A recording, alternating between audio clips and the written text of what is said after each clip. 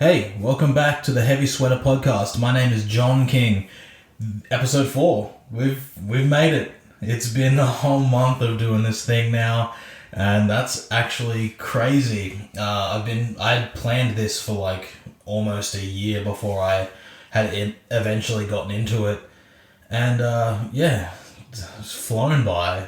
So much fun. I'm having an absolute fucking blast doing every single episode. There has not been one episode that I've done that I've been like, oh nah, like, don't know about that. Like, they're all so much fun to do. And this week's guest is Jarryd Gertz from Isolation. Absolutely killer band, and they've got a new EP out. It came out on the 2nd of July, This World Grows Cold. It's a fucking ripper. So go check it out everywhere. It's on all platforms, and it's, in my opinion, for what I look for in music, the best Australian release this whole year. It is absolutely sick. So with all that being said, it's Wednesday, and you know what that means.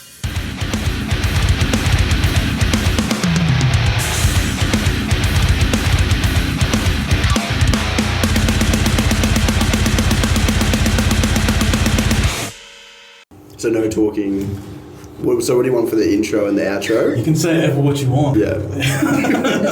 Yeah, that's already recording. Oh, So I'm just going to keep it in. That's all good. Go for it. What do we say for the intro? Hey, man. What's up? Not much. What about yourself? Not much, man. Cool. Where does your journey start for heavy music? The beginning for you? The beginning would possibly be through an older cousin. Okay. So I had an older cousin that was very much... he was a drummer, so he played a lot of like Slipknot, System of a Down, so I guess nu metal is probably especially where it became a thing for me. Sick. So I remember watching a Slipknot video, and I was just like, who the hell is this? Like, what are they doing? That's wild. Yeah, and I was really big into rap, so because nu metal has that kind of rap element, it was very much like a transitional period. Fuck yeah. So I definitely went from like listening to a lot of hip hop and R&B to then nu metal. Sick. Fuck yeah. You fuck with Crazy Town? Crazy Town. Is that the Butterfly band? Come my lady, come my lady. They went to play Brisbane, like Australia recently. They did actually. Yeah, they got in a bus accident before the show, and then they came to Australia and Apartheid played with them. Really? Did Apartheid play with them? Yeah, well, they're Crazy Town X now. They're not Crazy Town anymore. Is it because it's like a lawsuit like thing? yeah. Probably like one member's probably trying to keep it alive. Yeah, the vocalist, I think like a bunch of them died. Oh goodness. Not to laugh at them dying, but like, wow, what a way to It's go. a shock, yeah. Yeah, imagine you're like, I don't know, the singer of a band, and then everyone else is like gone, and you're like, well, Crazy Town X it is, let's go. Like, It's wild. That's fucking hectic. Slipknot's the first like heavy band. Yeah. That's such a shock. yeah. Just to be like a kid being like, they're fucking terrifying. Yeah, it was scary. The masks were probably the most like, I don't know, they probably drew me in the most because of the mask and the mystery behind them and everything as well. And the fact that there was like, so many 9 people in the band, you're like, what kind of a band is this? Like, I remember hearing about them and being like, there's just one fucking band with 3 drummers, what the fuck? And not realising that 2 of them don't really do a whole lot. Yeah, exactly. They just hit a keg every now and again on beat and then do some backup vocals. That's crazy. What era Slipknot is that? Pretty much from memory, that was like Wait and Bleed, Eyeless, all that kind of stuff. First album? Yep. Crazy. And then eventually, like, that kind of led to me knowing who they were, and then through like Channel V, like I was glued to Channel V, Music Max, VH1 as a kid. Yep. I'm blessed to have all this stuff. So or Foxtel, whatever Brisbane people called it, So yeah, basically then I started to get into seeing them, same as like System of a Down as well, because they were around that same time, popping up on Channel V, along with, Mudvayne, a lot of other nu metal based stuff, and then pretty much from there, it just grew. Oh yeah, that's crazy. Nu metal's the beginning. Nu metal, exactly. Fucking nu metal rips. Yeah, nu metal's the best, and the fact that it's come back 10 years later obviously is a good sign that it was doing something right at the time. That's for sure. For sure. I think it's just looked at in a different way to like metal beforehand. Yeah. Yeah, where now like every band's throwing rap into like a breakdown. Exactly. Yeah, It's they're all fucking sick. doing bars. Yep. It's fucking so sick. Cool. And then where does the transition for you come listening to like nu metal and being like, maybe I could do this too? Pretty much like, I think it was just a matter of like being really into, I guess, like the emotion behind the singing. Because like even when I was a kid, when I heard songs, I felt like I kind of like, I probably wasn't old enough to understand like the topic or maybe like the actual message they were talking about in say your standard like top 40 song. But next thing when you add screaming to it, it's just a whole nother level of emotion. So it kind of like draws you in much faster. So I guess it was pretty much like honing in on that. I was a very angry kid as well, but like listening to the music, it calmed you. And you're just like, what's this guy yelling about? Like, why is he angry? I'm angry too. Well, should I yell about this? Like, it's very relatable for like an angsty teenager. Exactly. Kid. Yeah, for sure. So I remember like, you know, just getting grumpy and I'd put on like Iowa or like before I forget. Next thing you're just like, I'm relaxed now all of a sudden. Iowa So is a banger. It's really good. It fucking rips so hard. Yeah. It's just that album that like... Plus like the OG lineup back then too. Yeah, just like, so fucking... You can feel every emotion and anger so like in every note and scene. Yeah, I feel like in a couple of years' time that'll probably be like regarded as one of the best albums of all time. Have you looked at like the Black Album by Metallica or something along those lines? For sure. Yeah, and deservedly so. Yeah, exactly, for sure. And then you're from Townsville initially. I know that from Jake. Yeah, Townsville, North Queensland. Fuck yeah. And what's the scene like up there? So when Townsville, you were growing up. So Townsville scene growing up, you pretty much had like a lot of funding from the council. Okay. So we had what was called Youth Network, run by a lady by the name of Rachel Cook. What happened was, well, probably before Untitled, when Rachel kind of took over, there used to be funding by the local council, and there was like, I believe, 2 to 3, I guess, local kids from Townsville that had their hands in local bands. They were basically able to get the funding. They were able to hire PCYCs and they would put on monthly shows. That's crazy. And then they would just give an opportunity for local bands to come and play. Most of the time you didn't even know there was a local band until you rock up to this show. And then you realise, hey, I've seen that guy at like Stocklands on a Thursday night. He's playing in this band and he's killing it. And you would have no idea that exists. That's crazy. So yeah, it basically started off with a lot of funding. So it was very much monthly based gigs. Eventually that funding kind of left. And it was very stagnant for a while. They had like Battle of the Bands, things like that. But then eventually the funding got provided to a new organisation called the Youth Network in Townsville, and that was Rachel, and she put on a similar thing. So monthly shows, they would also kind of incorporate with like street artists, graph artists and everything like that. Just local art. Exactly. It was just a place for like, you know, local creatives to go. Yeah, that's excellent. Yeah. Cool. And that would have been like crazy to see at a young age to be like, well, fuck, these people are playing music too, whether it be heavy or not, like to see that it is happening in the area. Yeah. That'd be sick. Exactly, it really was. And then basically people then started off to venture on their own, such as myself. You know, like there was no disrespect in regards to the monthly shows that we were playing, but because they were very like youth group orientated, you couldn't really... You just had to be a bit more like censored when you were playing and things like that, which isn't such a bad thing, but you know, you kind of like got to make sure because it is an all ages group. So, you know, you would have definitely kids that were like 8 years old coming to watch shows, so you couldn't really be swearing or, you know, a bit of antics. So eventually we got to the point where we were like, hey, we want to play different places around Townsville. So I started putting on shows, whether it be 18 plus or all ages. And that's just like, it gives more of an opportunity for a different area in Townsville to have shows instead of always being at the local PCYC. So then it started to grow from there, basically. You run the scene. Yeah, pretty much. It really was at that one point. Because like, that's crazy. You get to a point where you're just like, hey, well, we want to play with these bands. You know, they may not have the budget for it, or it may not line up with the Youth Network or the PCYC shows.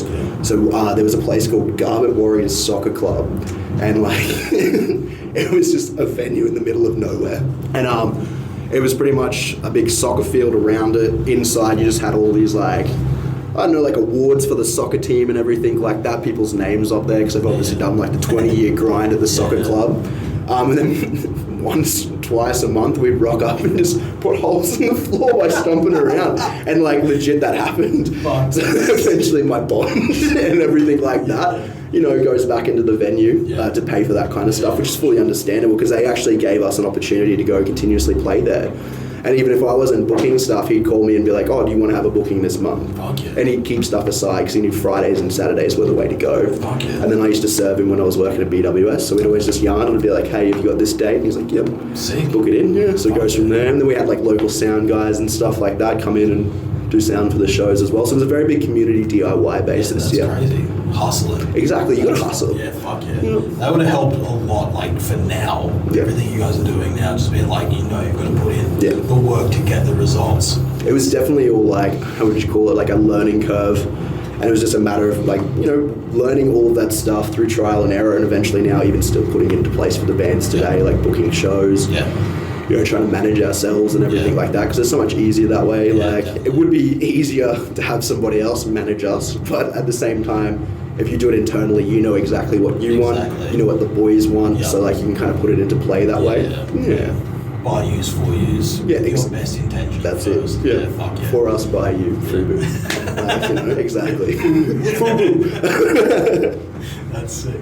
Cool. And what was the scene like up there once you started running shows regularly? Was it like popping off? Or So in the beginning, because especially when I had like a lot of the youth base, like I remember my old band, we played a Battle of the Bands and we played to 250 people. And because it was a free show as well, so like it gives an opportunity for people to come get a taste of what's out there. And then eventually, like every scene really, you kind of go through this thriving point where, you know, you're at least hitting, maybe if you're lucky, you know, 200 kids at like a night at like a local show. Then eventually it does drop down, whether if that's due to, especially in small towns like Townsville, I put it being like the underage factor. So when you're underage, you go to these events and you're kind of like, oh, this is cool. But the moment you're 18 and get that, you know, like validation to go into town and drink, you're in there and you kind of forget about the scene. So it's either basically like you have the kids that stick true to the local scene and the music and the entertainment and see what people are doing, or basically the bands start to become like stale, or you start to see bands drop off and then there's no bands. So when that's happening as well, you see the scene really take a hit. So definitely like it comes in waves, that's for sure. Once we started to put on shows more frequently as well ourselves, you had more of an opportunity for these monthly youth network shows, and then you had our RRA present shows, and both did really well. And then like it all just depends on the bands that were playing at the time as well. So you know, you would see a rise and a fall, but what sucks was, especially when I left Townsville, there weren't many shows being put on anymore. So kind of like you're helping raise a child, and then you kind of got to move on and leave that child, and that child doesn't grow anymore from there, and you're like, damn. So I tried to, when I moved to Brisbane, to put on shows and stuff, but it was just really too hard. Like you're having that face-to-face connection with the guy that owned the soccer club, the sound guys and everything like that. But I did leave it to a good friend, Ryan Sturgeon, and he's basically taken over a lot of the shows up north as well now. And they're still doing well. Yeah, they're still doing well. It's very quiet now, especially even COVID more so. 100%, but we're looking at getting back up into Townsville in August. So that'll be very good. That's excellent. And you said RRA, I'm guessing that's Red Ribbon Army. And Dragon Ball related? Yep, very much Dragon Ball related. Fuck those. Straight up, bunch of nerds basically playing music. Fuck it. Dragon Ball's so tough. It's so good. It's so sick. I think the band also used to be called Cell Saga at one point. Really? And then way before I joined, it was called like Trees and Shrubs or something. Ridiculous. I know, I just got like asked one day. They were like, RA, Red Ribbon Army, was basically all my high school friends. So we all grew up together from like, you know, even me and the guitarist, we went to preschool together. So like Alec, we've known each other for a very, very long time. You know, throughout high school, you kind of like have these jam bands and you're like, I love the Amity Affliction, I love A Day to Remember, like let's try and like do stuff like that. But you just don't really have the time, or I guess like the interest in it to do so. You have the time to get together and jam and have fun as mates, but that's pretty much as far as it got, because that's all we wanted at the time. And then all of us started to go find our own local bands in Townsville and start playing shows. I was playing in like a deathcore band that started to be a bit more established in Townsville. And then eventually I got like a phone call after high school had ended, so 2010. And it was the boys just like, oh, we're adding breakdowns and you're doing vocals now. And I was like, do I have a say in this? And it was basically like, you know, just come together, come jam. And then like within one practice, we wrote like 3 of our demos, which we used to take to that Battle of the Bands. And it was just, I don't know, it felt really natural as well, especially playing in a deathcore band with dudes that I had met through the local scene. There wasn't that kind of like personal connection there. It grew, of course, as it does playing in a band and being that close with people. But like there was just that back history with RA, which made it so much more easier. So basically that was pretty much just the way it all kind of came together. The classic high school band that doesn't do anything but finally does something. Exactly. And then we ended up playing that Battle of the Bands. We did it purely for fun. My other band played as well that Battle of the Bands, so I played twice, which became a thing that I basically did for a very long time because I had 2 bands. I played both on that night, and then basically like RA won. but like we were not really trying. You know what I mean? And like I think it just goes to show the general energy and the love and the connection that was there within that group. That's for sure. Yeah, just the bond that you build with the people you're in a band can translate exactly to people watching. So that was really good. Cool. And then you moved to Brisbane. Yep.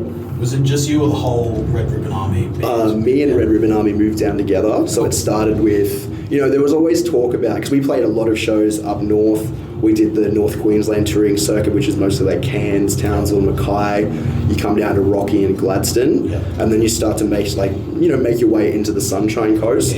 So we eventually started to do that, and we got to a point where we're like, hey, we're sick of this like 18-hour drive from Townsville through to like Sunshine Coast. We even played we did a tour, and it was with Countdown to Armageddon, Red Ribbon Army, Rivals, and also they were called Crow Talk and Malibu Stacy as well. Cool. So all 5 of us were constantly playing shows together. So we just got sick of doing that drive. And one time we actually came down to the Sunshine Coast. We stayed for a week and a half. Just so we can basically, instead of having to drive back and then drive all the way back down. We just ended up making a holiday out of it, which we wrote the whole time we were in the Sunshine Coast. It was really good. But it got to a point where we had a conversation where we were like, hey, we're putting on our own shows in Townsville, which is really good. Like, that was rewarding. Like, nothing negative about that. But we want to try and give it a bigger whirl. We're like, look what we've done up north. We've been able to establish ourselves in some way, shape, or form and cement ourselves as a North Queensland band. Let's see if we can at least go to, Brisbane now and make ourselves a Queensland band. So it was just a matter of applying for, jobs and stuff like that, finding our way down here. I got a transfer when I was working at a Bottle-O at BWS. And then I got confirmation that it was all good to go. I turned to the boys and I was like, well, I'm going to Brisbane. So like, if you guys want to come, it's go time. My Alec, who I've known since preschool within RRA, we jumped in a car together. We jumped in his Nissan Tita, listening to Limp Bizkit. We fucked off out of there. And it was very scary. Like, because you basically I don't know, I liked Townsville. I had a lot of family and friends there and stuff like that. But it was also a matter about getting out of your comfort zone. Because, I don't know, I call it a bit of the, big fish in a little pond mentality. Especially, a lot of the older bands in Townsville had that as well. And they kind of sit around expecting things to be given to them but not work for it. And that's exactly the same as the shows as well. I didn't want to sit around and wait for shows to come. I wanted to put them on. So we got to that point where we all moved down together. Me and Alec first. And then the 2 other boys came probably about 3 months later.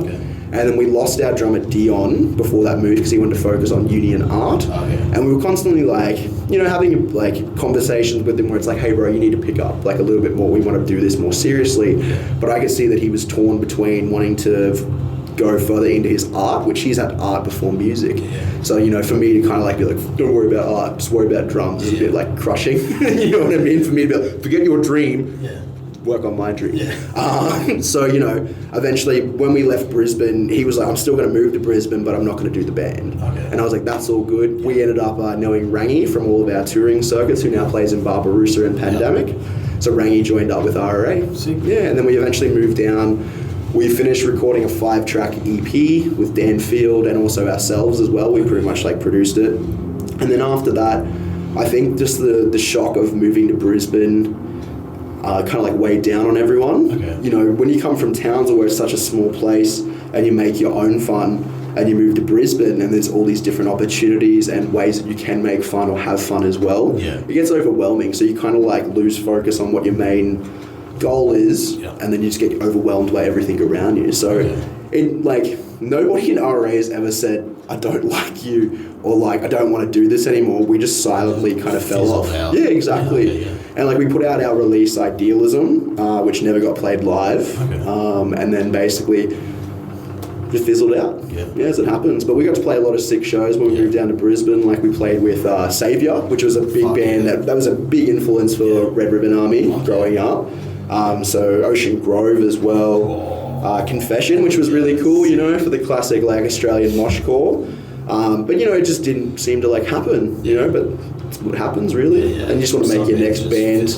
Yeah, exactly. You just want to make your best band, your next band, the best one that you can do really. Step up from there basically. And then from Red Ribbon to Isolation straight away? There was a bit of a period of time. So what was it? Around about 2016 is when RA fizzled out. And then it was pretty much me for a year alone, like writing riffs by myself and just trying to like, try and work out a new band. I kind of felt like I wanted to be more involved in the general composition side of the instrumentals and everything like that and have a bit more of a vision.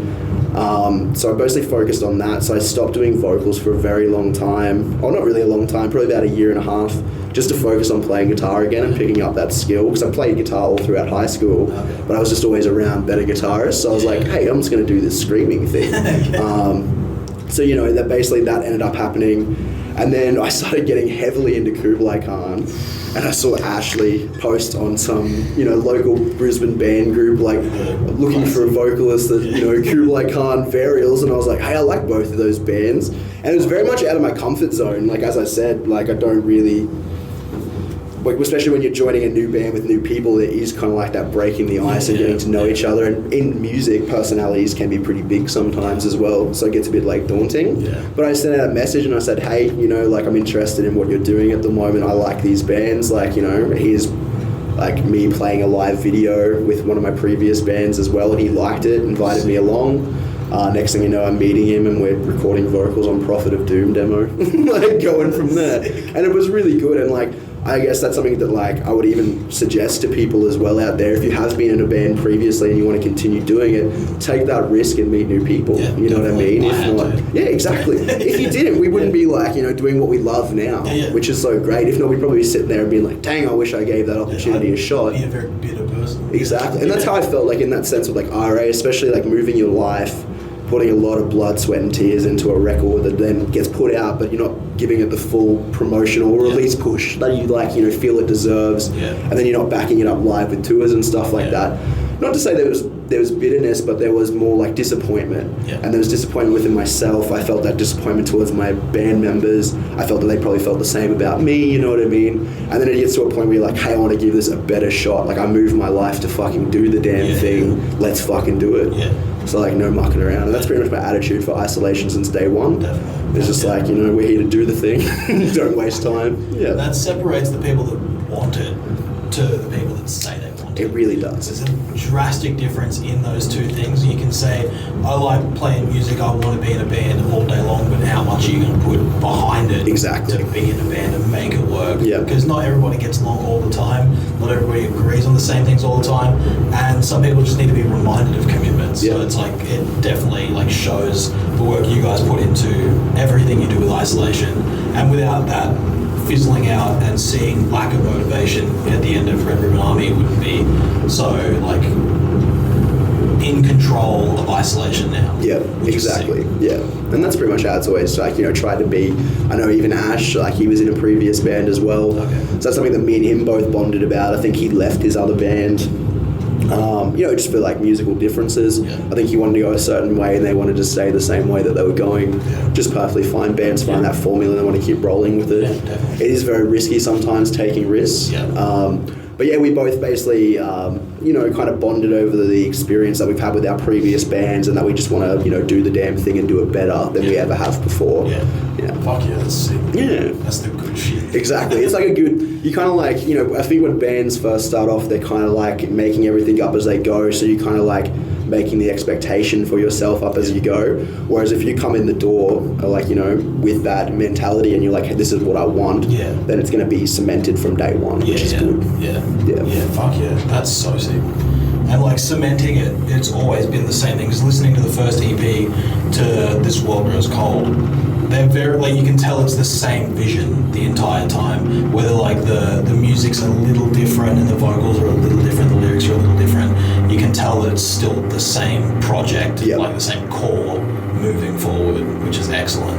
And with your lyrics, did they change much between the two releases? Yeah, very much so. Okay, cool. So like, War in My Mind is a lot of like, I don't know, I guess years of aggression that I couldn't really put into music because RA was very melodic and very happy. So for example, like, I've always played in two bands, like especially in Townsville. There was Red Ribbon Army and there was Before the Harvest. So Before the Harvest was like symphonic deathcore. RA was like your melodic metalcore, progressive metalcore kind of vibe. So I used to think of it like a bit of a yin and yang. So like with RRA, you could sing more about life experiences, whereas Harvest were very much like aggression, you know, all that kind of like negative feelings, but you put like a spin on it in terms of like a metaphorical sense. So you're not just like outright like fuck the world. You're like, all right, this is how I feel about the world, and this is why I think fuck it. You know, like try and put a bit more of a story to it. More poetry. Yeah, and then so the fact that I hadn't done anything heavy for quite some time, because I left before the Harvest, probably about 2011, to focus on Red Ribbon Army. I hadn't done like that negative kind of like writing for a while. Hearing the music, it was very much like of that kind of mindset as well. You had a lot of the heaviness and like aggressive attitude kind of like within it. Yeah. So it was just more of a time where I was like, all right, this is how angry I've felt over the last few years. So I'm going to let it out through War in My Mind. Okay. And War in My Mind is pretty much a very big, like, I don't know, weight off your chest in terms of like mental health, you know what I mean? And like your feelings and negative feelings, putting into something positive being the record rather than just kind of sitting there internally being that person and grumpy. But like even when I joined like Isolation, I had like 2.5 months, 3 months, if anything, to before we started recording War in My Mind. Okay. Yeah, because they had like a whole lineup organized. Yeah. You know, just fizzled out, or like, you know, some of the dudes bail or whatever. Yeah. So I kind of came in last minute. All these kind of instrumentals were like ready to go, just without obviously having like the Troy touch on them. Yeah. So I just wrote a lot of lyrics, and a lot of them just ended up being negative. And then like years on, you know, you kind of look at that and like some of the stuff, and I say it now because as you get older, you know, you kind of like, you change your outlook on life. Yeah. Before I wrote War in My Mind was before my daughter was born. Okay, yeah. And I was actually recording vocals at the time that my daughter was born. Oh. So like I finished work, went to go lay down like the last touch-up vocals on War in My Mind, and then I got a phone call from my partner, so I'm going into labour. So I had to bounce from Troy's. But she was really like, I told her too, because we knew that it was like 2 days after the due date. We're like, yo, like, I gotta go record after this, but if you're not feeling like well, you let me know. Yeah. And apparently she'd been like, you know, what is it, started labour, like all the pain started and everything for like 6 hours before she told me, but she was like, you're recording, you do your thing. And I'm like, Jess, like, we need to go now kind of thing. And yeah, I got home and she was just like really lovely about it and really calm. Like, we need to go to the hospital. Yeah. But yeah, basically, then I had like a good 2.5 week break because just with my daughter being born. And then I went back and I started to record some of the lyrics, and I laughed. Because I was just like, I do not feel this way. Like there was a line that's like, living inside my head is only the vision of death. And I was like, bruh, death is the last thing on my mind right now. Like I love life so much. That's crazy. So, you know, like it happens like that. And that's where I like then put a decision on it that I want to be a bit more mature. Okay. So then we put out Mind State. And Mind State is meant to be pretty much like a summary of War in My Mind, where it's pretty much putting an end to that kind of like negative. Because you're starting to decide like, hey, I don't want to be this negative person, and I also don't want to portray this in my lyrics as well. I'd rather give our listeners a bit more hope than kind of like put them, you know, push them back into that negative mentality, basically. Yeah. That's excellent. That's crazy. Yeah. So it's like, it seems like your stories is massive chapters, and then they end and they lead to the next one. Exactly. It's fucking crazy. Yeah. It's weird to even like think of it like that as well. Because, you know, during the time, like, you know, talking about it now, you can think that they are chapters. But when you're like just, you know, doing the day-to-day thing, it's just like a smooth, you're just grinding. But then, you know, when you put it that way, it's very true. Yeah. So like, interesting to think of it like that. Yeah. So like the aggression leading up through Red Ribbon Army, turning to Isolation, to recording, to having a kid, to closing all that negativity and moving forward. Exactly. That's fucking excellent. Yeah, and it's a good way to look at it like that as well. Yeah. Like, you know, nobody wants to be negative all the time. You have your moments for it and your times, of course. Just try and breathe sometimes, you know, just woosah. That's crazy. Moving forward with Isolation, like after this release, do you have any like big plans for what you do next? Like, do you plan that far ahead or no? Yeah, we do. So like in a sense, like even, you know, when we were planning not War in My Mind, This World Grows Cold, we had an idea of kind of like what we wanted to do next. Yeah. But it's always constantly like ideas popping up, and then it's just a matter of how many people attach onto that idea. Okay. And because you kind of see the interest once like other members have attached onto it, you're like, all right, cool. So they're invested in this idea as well, which means they want to do it. Yeah. So like even at the moment, pretty much our next plan is, I know that me and Ash have spoken about this. I want to do like a single that's a bit more different to what we normally do, in the sense of I want to go like insanely heavy. Okay. Like being influenced very much so by bands like Burn in Hell from Australia. Definitely check them out. They're really good. Very important band in Australia. We use a polished version of HM2. Okay. And then sometimes, like, you know, because we're so polished, I feel like, can we play with these bands or can we not? But we still get invited to play with them. Yeah. But it's just a matter of wanting to push ourselves and say, hey, let's give the people an unpolished version of Isolation. Let's not put a chorus in this song, you know what I mean? Like, let's just go straight 2 minutes and 10 seconds worth of insane heavy. Yeah. Browbeating heavy. Exactly. Yeah. So that's pretty much like our next plan for that, as well as looking at maybe doing another 3-track to 5-track release. Yeah. And then with the general This World Grows Cold timeline, as long as, you know, COVID and restrictions in Australia allow us to do. This is going to be my next question. We'll hopefully be going down south. Okay, cool. Yeah, so like hopefully pending with all these restrictions and everything, we're going to do an east coast of This World Grows Cold, which will see us for the first time going on beyond New South Wales and ACT into Victoria. Might even see us in South Australia. Excellent. Just depending on, you know, budget and everything like that as well. But we're going to focus mostly August at Queensland. Yep. So try and just focus in on Queensland at the moment and then eventually go down south. Fuck yeah. Sick. Bring the heavies down there. Exactly, that's it.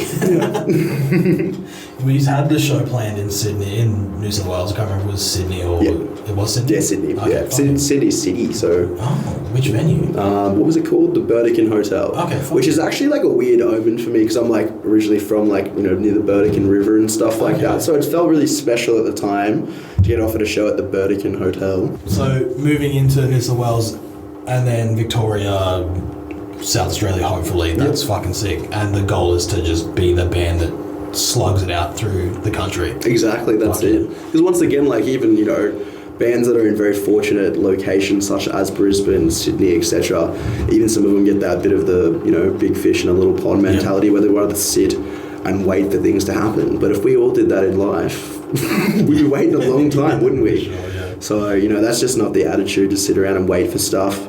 It's just a matter of, you know, talking with promoters to organise the shows down there and everything like that.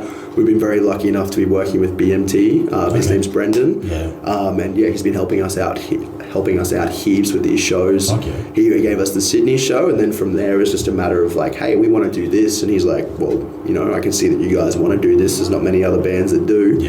Here's a bunch of dates. That's you know excellent. What I mean? Yeah, so especially from Brisbane. Well, that's it. That's the whole reason I'm even in Brisbane. You know what I mean? Like I moved from Townsville to be closer to the border to continue playing shows down there. So it does hurt my heart a little bit about the Sydney show being, you know, cancelled last minute, but it is what it is, and it's fully understandable. And you'll be back down there whenever you can. That's it. Yeah, it's pretty much just a matter of rebooking the show now for like a new day. But we had to cancel it just because, you know, the general timeline and no venue knows what's going on during COVID. Yeah, unfortunately, it was like a 3 major state lockdown within like 2 weeks. So it all happened very fast, that's for sure. And even like our EP like release show here in Brisbane being cancelled as well due to that kind of stuff as well. So it's kind of fucked, and I feel like it couldn't happen to it shouldn't have happened to such a nice and hard-working band. Oh, thank you. Because like from afar, I've seen the work that's gone into what you're putting out, and it's like, to have this show shut down and this show shut down, it'd be so fucking draining. It really is. Like, especially when you kind of like, you know, you think about these things, or you have like a daydream where you're like, oh, I wonder what it'd be like to go play like a headline show in Sydney. And then it happens and you're like, oh my God, like it's happening. Like you get it, and then it's kind of creeping up, you're selling tickets, and then all of a sudden out of nowhere, you know what I mean, just overnight the government's like, well, we're going to lock down this area. So, you know, it happens like that. But it's just a matter now of basically like playing the waiting game, and hopefully it's actually going to even like play out bigger and better in that sense by waiting. Gives people more time to listen to the release. Maybe people that are in Sydney that, you know, may not have been able to see us on, you know, the Saturday just gone. Could work out better for Exactly, them. They could probably now hear the band and they want to come to that show rather than not knowing who we are. So, you know, there's positives and negatives to it, that's for sure. Fuck yeah, and it's a great release. Thank you. It's fucking sick, and I messaged you about it straight away. It's fucking ribs. But yeah, it's fucking excellent. It's really good stuff. And the lyric change from War in My Mind to This World Grows Cold, obviously you said the drastic difference, but what's the biggest difference? Is it more like, it obviously positive, but is there like a different grouping of messages within that? There's definitely like a mixed amount of messages in there per se, because each song's got their own kind of like their own standalone topic and message that you're going through. So for example, like with You'll Never Love Another, with that song you're talking about previous relationships, that have either failed or basically gone sour. The main subject of that song is mostly abusive and toxic relationships. So that's really good to speak about. That's actually a song that's written by Ashley. Okay. Yeah, so that was really good to give him that opportunity as well. Because he went through a very negative relationship, and I believe it caused him a bit of, trauma from it. Yeah. And then by being able to write something like that and put it out to the world is very much a big relief. Yeah. So he got to do that. I did very minor touch-ups on that song, but because I liked the message, I previously went through something similar as well. Okay. So, that's pretty much like Ash wrote that song, but it's our song. Yeah, you know what I mean? And when I sing that, I sing it for him and myself as well. And then with Poison Within is talking about like people that have let you down, or basically like constantly kind of like, what's the term for it basically? They constantly kind of like say, hey, I'm up for this. It's basically about, people within bands that you play with, because you're taking on such a... It's no longer just one person, it's 5 people. So if you have one of those 5 people not putting in the work, but they keep saying, hey, no, I will, but they don't, it does take its toll on you after a while. And it just talks about the negativity that gets caused by those like false promises or, just not wanting to do the exact same amount of work as everybody else. So Poison Within is probably more so about just also negative people in your life, and it's you cutting ties with those people. Then moving into Preacher of Deceit. Preacher of Deceit is probably one of my personal favourites, because you're just talking about people that are constantly trying to tell you how you should be living your life. Whether if it just be, through, making sure that you're staying within some form of morality, basically. Like, the main dig at it is a lot of religious people, and like that, not to say that everyone that's into religion is like this. There are some soapbox standards. Exactly, yeah. And a lot of these people will say, no, you shouldn't live like this, or you shouldn't do that because it's wrong, but yet they live the exact same way as you. So basically we're not practicing what they preach. So that's the whole general story about that, and just a matter of how, like, if you can't really, practice what you preach, don't fucking preach it. I strongly believe that in my personal life. Like, I don't need a tag to claim to be a decent person. Exactly. I can just be one. That's it. Under my own control. Yeah, you don't need like, some form of agenda behind it, or, religious group, or some form of way that you live your life.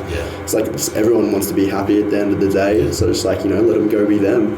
You do you. That's it. And basically the main thing of it is, if you are going to try and tell people how to live your life, you best be setting a fucking example for that, and not spinning shit. For sure. Excellent. And then moving into This World Grows Cold. This World Grows Cold mostly touches on a lot of, Australian topics within Indigenous Australians as well, and the oppression that a lot of people feel from the Australian government as well, and feeling like Indigenous voices are heard, well beyond second place or second voice in the conversation. That's for sure.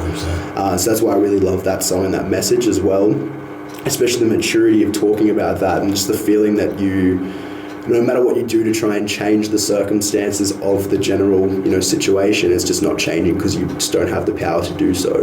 So you're kind of left in this thing of feeling, helpless, but it's just a matter of continuing to push and recognize that this is not right. Yeah, definitely. That's a powerful message as well, and a message I feel like isn't pushed enough within our genre of music. It should be more like it's built off the back of saying things that aren't being said, that need to be voiced. So I think that's fucking excellent. Exactly. And very relatable to like everybody, especially the Indigenous community. Of course, that's fucking excellent. And that's it, because some people, like, I even feel like some of the different communities that I've met, the hardcore scene's probably been the most more like honest and open about learning more about Indigenous culture compared to like other, it's different, whether it be in music or whether it be in sports or just different things. But I've noticed that the hardcore culture really has want to understand and know more and learn and be educated. Yeah. I think that's the basis of it, definitely. It's just misunderstood people wanting to educate themselves on other things that are misunderstood. Exactly, yeah.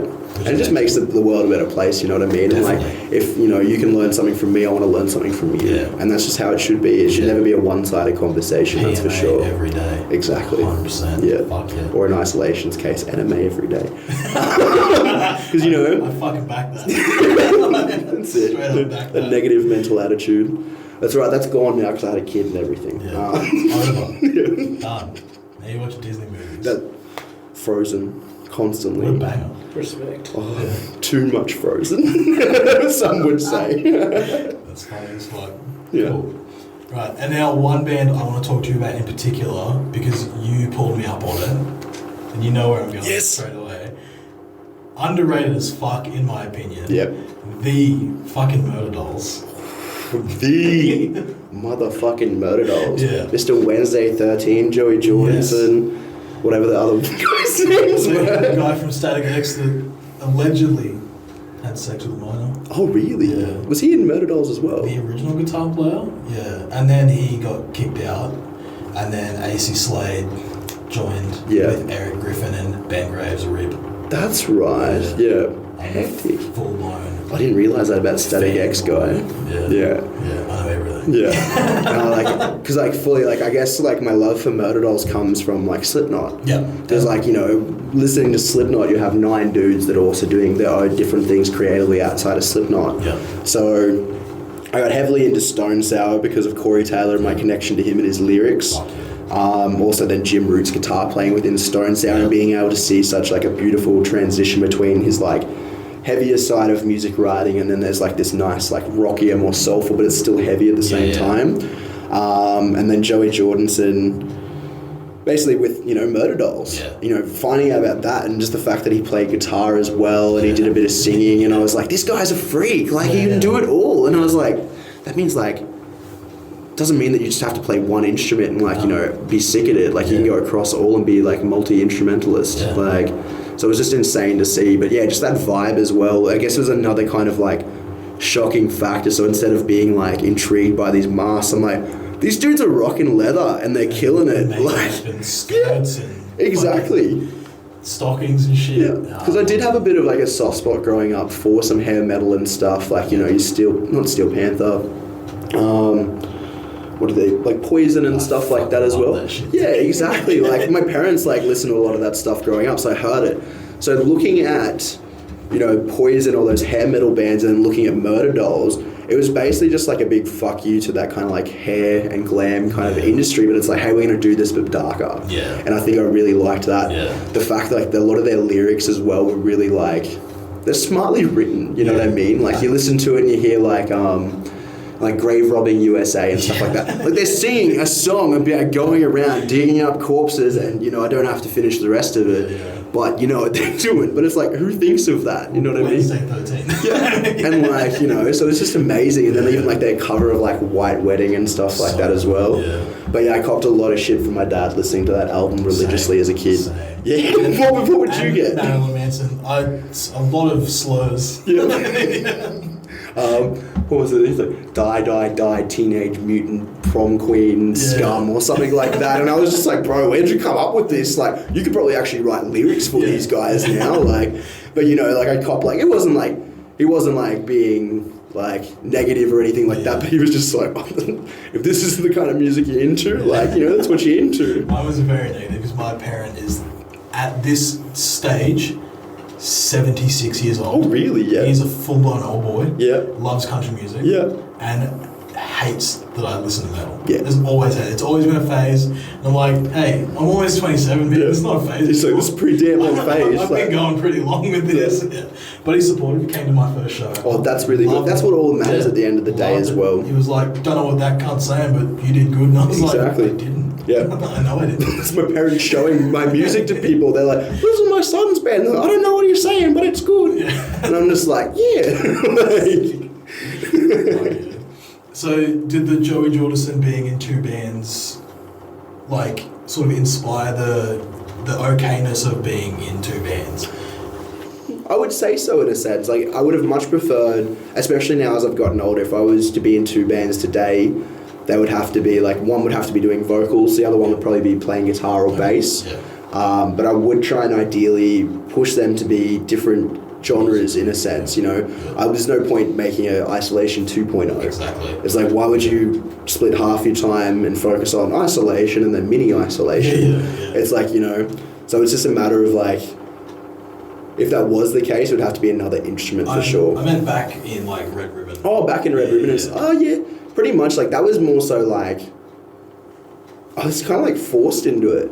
You know what I mean? Like, but because of people that yeah, like, well, that's it. I already had my deathcore band, and they were starting to get up there. And then I think because my friends saw that, like, hey, he's done the damn thing now. He's broken through just jamming in a garage. Yeah. They were like, hey, let's get Jarryd. Yeah. And because these were my childhood friends that I've tried time and time again to create a band with. Yeah. Basically that, you know, didn't really go off. I was like, well, these guys need me, they want me. Yeah. I want to be with them. Yeah. Like, but I don't want to leave this deathcore band that I'm doing because, like, I've, you know, just put my head down and started what I've already started. Yeah. So no point then just turn around and be like, oh, bye guys, like, I want to go join this band now. Yeah. And once again, it was that duality of heavy and also, I guess, a bit more melodic. Yeah, so you're getting your creative fulfillment. Yeah, exactly. Like, you know, I could write songs that were aggressive or like metaphorical, you know, through the deathcore band, and then I could be a bit more honest and straight up and real within Red Ribbon Army. Fuck yeah. Sick. Yeah. Let's jump back to Murder Dolls. Let's do it. So with the Murder Dolls, there's two drastic different places for that band. Beginnings using Frankenstein Drag Queens music, and then 2010 Murder Dolls, which is all fresh material. Do you sit on a particular side of that? Probably definitely so, more so like Beyond the Valley is like more so where I landed with that.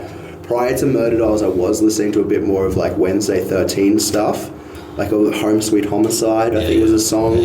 He also had like The Devil Made Me Do It and I'll Do It Again. That was like my all-time favourite song. Such a banger. I would play that really loudly just so my parents could hear it. And I'd just look at them a bit and be like, don't fuck with me, mum and dad. Make eye contact. Be like, the devil made this fella get the gun. Like, you know, like, just kind of shit to like scare them. I'd be like, listen to this.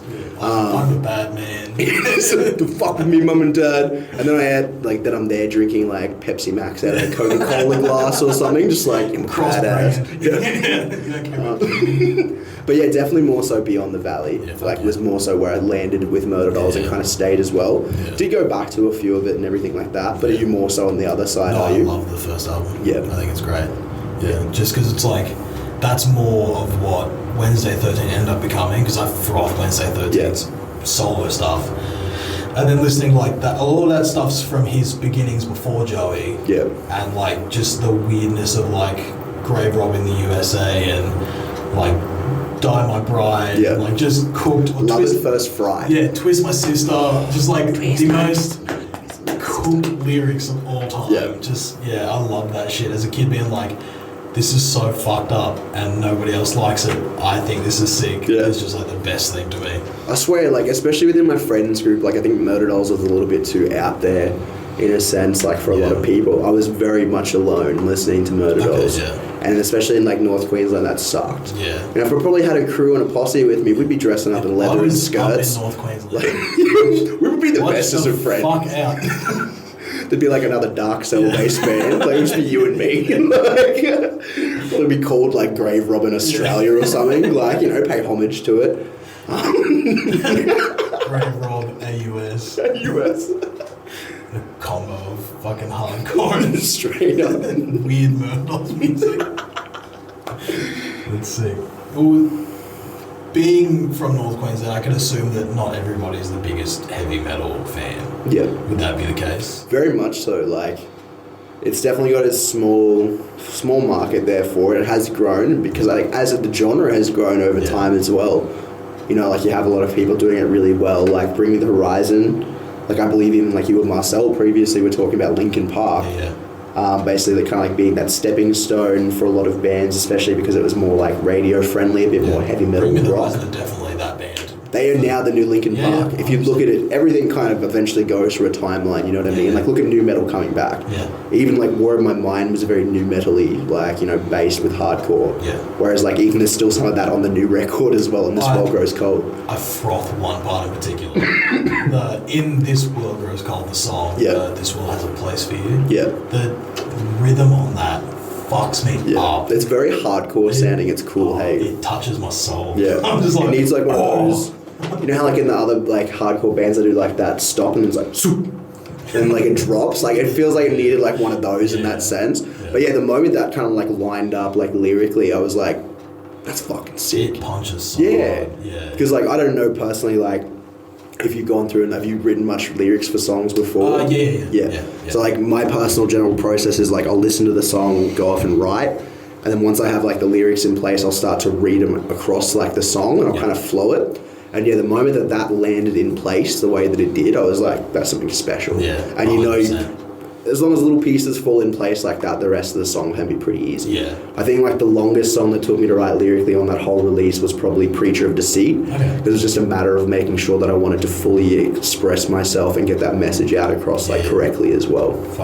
Sick. But it comes across supernatural, which is, like, I think what makes it hit even harder. Because it's like, I wasn't expecting it. I watched the video when it came out and I was just like, what the fuck? Especially in the point that it is in the song as well. I feel like you're kind of, like, building up and then you hit that drop and it's just like a whole brand new song from there. So it's just kind of like a slow introduction. I had to put my phone down. It was like always when hardcore came on it. Ready to throw down, like, it definitely got me fucking going. I was like, that's sick, that's so tough. But I'm out of questions now. It's all good. Is there anything you want to talk about? I don't know. What would be another question? Do you want to go to the creative process for you with Joy? Yeah, of course. Because I assume you were doing a lot of the stuff, like vocal tracking on your own. If not with, like, limited people. Well, I was pretty much there for the whole recording too. I quit my job to go record. During COVID. Because I'm a psychopath like that. That's beautiful. Because I love music. I'm an idiot. Definitely not. Loving music does not make you an idiot. It's commitment. That's it. I was working, like, a contract job at the time anyway as well. It's going to come to an end in 2 weeks. And I was like, hey, like, can I get time off to go record? And they were like, no. And I was like, bye. And I was like, well, I'm going to go do this recording.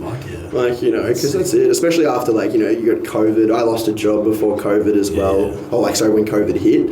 And I was just working this kind of, like, medium at the time, just, you know, pay bills. And I got to a point where I was like, well, if I can't go record, like, I'm going to leave this to go do it. So, you know, and then basically recording took, like, 2 weeks. So while I was even recording, it was just a matter of looking for work at the same time.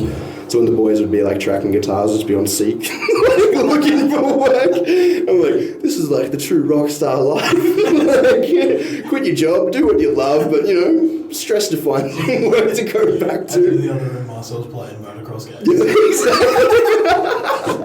Live. That's it. It's all going on differently for people, that's for sure. That's fucking excellent. But yeah, like, the general creative process with Troy for us is, so, like, to even go back instrumentally, the general process is, like, Ash will come up with a riff and then he'll start to structure it. He'll send it to us. We will all go over and get together as a 5-piece, or if not, you know, as many as possible. My first step is always getting Gage on the drums to go through and clean it, because you know, we can write drums, but we're not drummers. And also just a matter of making sure that it's Gage's flavour and style. And that's what we want, you know what I mean? Like, if we didn't want that, then we'd be like, hey, we wrote these drums, you played this. Like, you know. And being a drummer previously, having that happen is very like, oh, am I not good enough? Exactly, And like, I've even had drummers in bands where it's pretty much like, they never got a say in, like, you know, what they were playing until maybe a certain point or whatever. But you can see there's so much more passion and love in, like, creating your own art to play. And that's like, it becomes a giant collaboration then that way. Like, and the drummers look way more comfortable, because instead of them kind of being afraid to be like, oh, those MIDI drums are a bit too hard for me. Like, they're like, hey, I want to change this so I can play it. So basically what will happen is that Ash will bring a riff, we'll get Gage on there to, like, touch up the drums. And then from there, it's just a matter of then going through the riffs again. Drums may change a little bit again. I jump on there and do vocals. We sit there for a bit and look at it, and we're like, we still like this after like a few weeks. Like there's nothing that we want to change. It goes into the pile to take to Troy. Cool. Once we get to Troy's, for example, with This World Grows Cold, we went in there with about, I think it was like 9 to 10 songs. We tried a lot of different stuff as well. Okay. Like there was even this one song on there, it was part of like the did not make This World Grows Cold list. Can't remember exactly what it was called, but I was calling it like a goth ballad. Okay. And it was just like a much slower, creepier, like, I wouldn't say like Marilyn Manson, but like it kind of felt like it could have gone that way, you know what I mean? But yeah, unfortunately that one just didn't make the list. But that was something that I was really proud of that we took in there at least, or even created, because it was not isolation. Yeah. Like it still was, yeah, but it was just like a different light for isolation, that's for sure. But from there, we look at those 10 songs. Troy will write down the ones that he thinks are the best. We'll write down the ones we think are the best. Yeah. You start to trim the fat away, and you're like, all right, track number 8 is not good to go. It needs the most work, so let's put that to the side for later. Yeah. Then you end up left with the 5 tracks that make it for the general EP, and it's just a matter of working hard on there, like from there. Yeah. So you go through like another lot of pre-production, but this time with like, under the watch of Troy. Yeah. Troy's suggestions being added in upon like, we may have even had new ideas from when we did our own pre-production to now working with Troy, and it's just a matter of running with those ideas from there. Yeah. Sick. So super collaborative. Yeah. Everyone's getting their creative needs met, which exactly I think is the best thing for bands to keep going. Like you want to walk away from a release when you've done it, not kind of like second guessing yourself or regretting that you didn't make this decision, or hey, I didn't try this kind of thing. So it's always a matter about trying something and hearing how it goes on the record. And if it doesn't work, and even like the person that wants that idea could hear it back and go, oh no, that wasn't right. But in my head it sounded like this. Yeah. It's always a matter of giving someone that opportunity to hear it. Yeah, just taking the risk, like moving to Brisbane and that's it, meeting new people. All goes back to risks and commitments. Which is fucking sick. That's it. Cool. Yeah. Well, do we want to hit your top 5 favorite fucking bands of all time? Ooh, is this like bands, or can we go like artists as well? You can go artists and bands. Do you listen to other stuff other than heavies? Yeah, I love like even like a bit of country. Most people like when they get hit with that answer, they're like, listen to everything but country. Unfortunately, I'm from North Queensland, so country's ingrained in me from a kid. So Slim Dusty and stuff like that. So if you don't fuck with Slim Dusty, is that a rapper? Your face for a second, I was like, wait, what? But I think there is like a rapper named Slim Shady. Yeah, other things. But yeah, like I grew up on a lot of different stuff, like a lot of 80s. My parents, they're not musicians per se, or like especially my dad played a bit of like keyboard and organ when he was a kid. That's crazy. And like their family was very based around the organ. For like family entertainment. Instead of having a TV, you'd sit around and sing songs with your family. So much more like wholesome. That is very wholesome. Yeah, it was very wholesome. That's great. So like I got to see a lot of that within my family members as well. So like I have 2 cousins that have actually like made a good go at music. One's a singer and one's the drummer, Brendan, who got me into Slipknot. Cool. But yeah, my family's always been around a lot of music growing up. Like my dad loves The Cure. So I love The Cure. Me too. Smashing Pumpkins. Is that where the goth thing comes from? Yeah, dude. I think 100%. honestly, I reckon I look back on it now. Like The Cure would have to be like my interest in like goth kind of stuff, like that dark aesthetic. Yeah. Because even looking at them, the music that they were making wasn't very gothy. Heavy, yeah. No, like then you look at their vibe and you're like imagine if Murder Dolls sung like Led Zeppelin or something. Or like the Smiths. If Murder Dolls did the Smiths, that's The Cure. Exactly. Yeah. So Dad was a big fan of Prince, The Cure, Smashing Pumpkins, Bon Jovi, all that kind of stuff. A lot of new wave, New Order. Cool. So I got all these weird different tastes from him growing up, whereas Mum was very much Bon Jovi, Goo Goo Dolls, other various things. Interesting. Yeah, but then Iris, beautiful song. But so then eventually you just find your own place. So I was listening to a lot of that kind of stuff. And then my cousin, eventually opened up the door to new metal, and I was like, check this shit out. Jesus. Yeah. I was like, what is this world? Yeah. But in terms of different styles, everything and anything, I mostly look for a message within the lyrics. Okay. I've always been very much connected to lyrics as a kid. Yeah. I remember the first time a song floored me on my ass lyrically was Ben Lee's Cigarettes Will Kill You. Okay. I don't know why. But I could just hear emotion in it. That's crazy. Yeah, it was weird, and I was listening to it, and I was like, what's this guy singing about? And I would have been like 8, so I'm like, I don't understand what he's saying, but I can feel what he's saying. Yeah, so it was very strange. I've never heard that song in my life. Really? Okay, yeah. When you hear it, maybe you might feel like some emotions flow through. Or maybe I was just a weird 8-year-old. Like, this song's really emotional. Like, but in terms of like top 5 artists, like I definitely had to put Slipknot in there for putting it like, you know, basically putting me in that place. But in terms of like all time shit, Slipknot, Parkway, because Parkway fully like changed the game for me. Yeah. Parkway's what got me more into like the more modern, newer, hardcore metalcore. Who else would there be? What do you think of that? I think Parkway, both Slipknot and Parkway are very influential to, I think, almost everybody in heavy music. Yeah. Where Slipknot's like that game changer band where once you hear them, you're like, this can be like untamed as fuck and still so good. Yeah. And then Parkway, especially for Australian musicians, it's like they can do it, we can do it. Yeah. So I think they're both very influential bands to everybody. Straight up. Yeah. I would probably have to say, so we got Parkway, Slipknot. Yeah.